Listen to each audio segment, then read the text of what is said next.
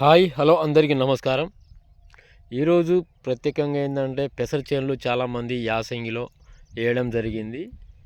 అలాంటప్పుడు ఏంటంటే మనం ఎలాంటి జాగ్రత్తలు తీసుకోవాలి, నేను తీసుకున్న జాగ్రత్తలు మీకైతే తెలియజేయడం జరుగుతుంది.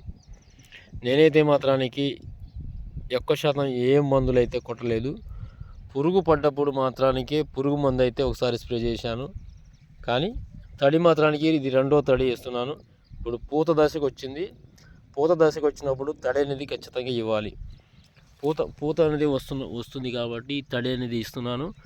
అయితే ఈ టైంలో కనుక చూసుకుంటే మాత్రానికి పూతకి వచ్చేటప్పుడు ఏంటంటే మనం కొట్టే మందులు ఏంటంటే పురుగుకి, దోమకి అన్నిటికీ మిక్స్ కలిపే ఒకటే మందు మనం ఎంత తక్కువ రేట్లో కొడితే అంత మంచిగా ఉంటుంది అన్నమాట. రైతుకి ఆదాయం ఎక్కువ రావాలి, ఖర్చు తక్కువ రావాలంటే దీనికి సరి అయిన మనం చిన్న మందులు కొట్టుకోవాలి. మరీ ఎక్కువ రేట్లు పెట్టి కొనుక్కోకూడదు. ఒకటేంటంటే నేనైతే మాత్రానికి దీనికి మంత్రా ప్లేస్ కొడదాం అనుకుంటున్నాను. ఎందుకంటే తొక్కలో వచ్చేస్తుంది. మరి ఎక్కువ మోతాదులో కూడా మనం పెట్టాల్సిన అవసరం లేదు. అదేవిధంగా చూసుకుంటే మాత్రానికి ఒక కట్ట యూరియా కూడా ఇప్పుడు దానికైతే వేయలేదు. గడ్డి మందు కూడా కొట్టలేదు. నా దాంట్లో అయితే గడ్డి ఎక్కువ శాతం లేదు, కానీ ఇప్పుడునే మొలుస్తుంది.